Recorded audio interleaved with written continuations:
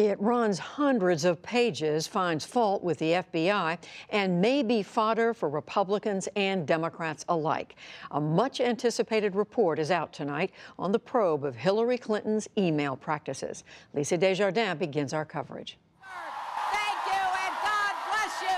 The Clinton email investigation that some believe influenced a presidential election today officially became a dark mark over the agency that led it. In a detailed 500-page report, the Department of Justice Inspector General reached mixed conclusions. First, finding no evidence that political bias affected any of the Clinton investigation decisions that the IG reviewed. Also in the report, referrals of 5 current or former DOJ staffers for potential disciplinary action related to anti-Trump bias they declared largely in private text messages during the investigation.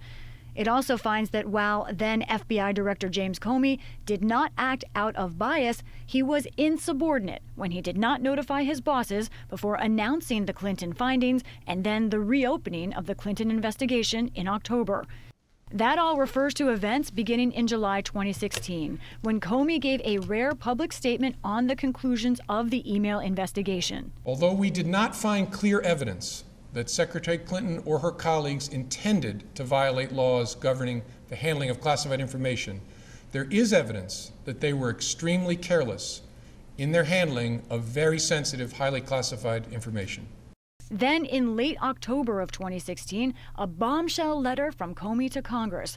The FBI was reopening the probe after it discovered new emails that appeared to be pertinent to the investigation.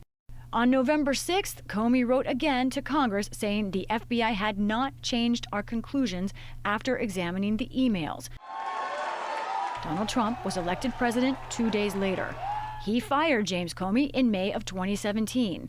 Today, Comey defended his decisions in a New York Times op-ed, writing, "I do not agree with all of the Inspector General's conclusions, but I respect the work of his office." The White House said the report bears out what President Trump has said all along, that the FBI conspired against him. There are a lot of things in this report that not only worry those of us in the administration, but should worry a lot of Americans, that people play this political bias. But Democrats push back, saying the president has wrongly said that the FBI is influencing the current Mueller investigation into his campaign. We know that in the days ahead, the president and his allies will try to twist themselves into pretzels and try to use this report to undermine the special counsel in the Russia probe. Unfortunately for them, nothing in this report lays a glove on special counsel Mueller or the ongoing Russia probe. And late today, FBI Director Christopher Wray weighed in at a press conference, asked to sum up his feelings on today's report. In one word, he said, disappointed. And Lisa Desjardins is here now to help us fill in the details of the report. So as you say in the report, no evidence they found of bias in the overall investigation, but there is still mistakes made. Clearly. That's right. And let's start at the top with James Comey. This report finds that James Comey did not operate out of bias. In fact, it says here, I'm reading from page 497 of this large report, that they believe his decisions were based on what he believed was in the FBI's interest. However, it found that he was insubordinate because he went outside of normal procedure, and they found that wasn't just a mistake, but it was something that to this day is a cloud over the FBI. They use those words, a cloud over the FBI. So no evidence of bias in affecting the final investigation conclusions, but some sense of bias or evidence of bias on the part of the thinking of individuals involved in that investigation. That's correct. There were 5 people involved in this investigation that they found evidence had an anti-Trump bias. And today, Judy, we saw new texts from 2 of the most prominent of those. That is Lisa Page and also Peter Strzok. Peter Strzok was one of the top officials in this investigation. Let's look at this text that we learned about today. Lisa Page wrote to him in August of 2016, "Trump's not ever going to become president, right? Right?" Then Strzok responded to her, no, he's not. We'll stop it.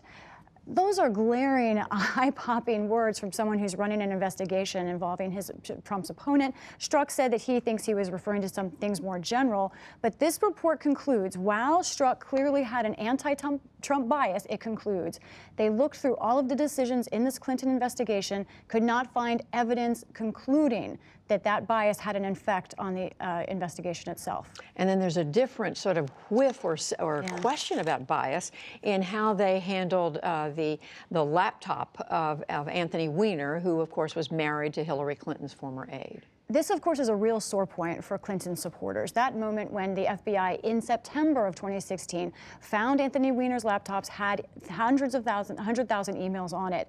The question in this report, Judy, is why did the FBI take 1 month before actually looking at those emails to see if they were pertinent or not? It ultimately concluded they weren't pertinent, that there was nothing there. But it waited for a month to actually open that laptop. Peter Strzok was the one who involved in that decision. This report says all of the reasons given for that delay are not plausible. And just quickly, we should note Hillary Clinton has retweeted an email today. I'm sorry, a tweet today that about the fact that James Comey was using his own personal email in some of his work, and she says, "But what about my emails?" That's what they were looking into her use. Buried in this report, news that James Comey had used personal email. Yes. So finally, Lisa, President Trump has repeatedly pointed to the Clinton investigation, Comey's handling of this whole thing, is saying this is evidence that there was bias against him. Where does the report come down on that? The report is very clear that James Comey did not have a bias of any sort, and that this is separate from the Mueller investigation. Really, the president is trying to impugn the Mueller investigation here. As far as this report goes, those are two separate things, and this report could not find conclusive evidence that there actually was a bias affecting the Clinton investigation. Were there biased people? Yes, and that's something the president, I'm sure, will bring up again. Lisa Desjardins, thank you very much. Welcome.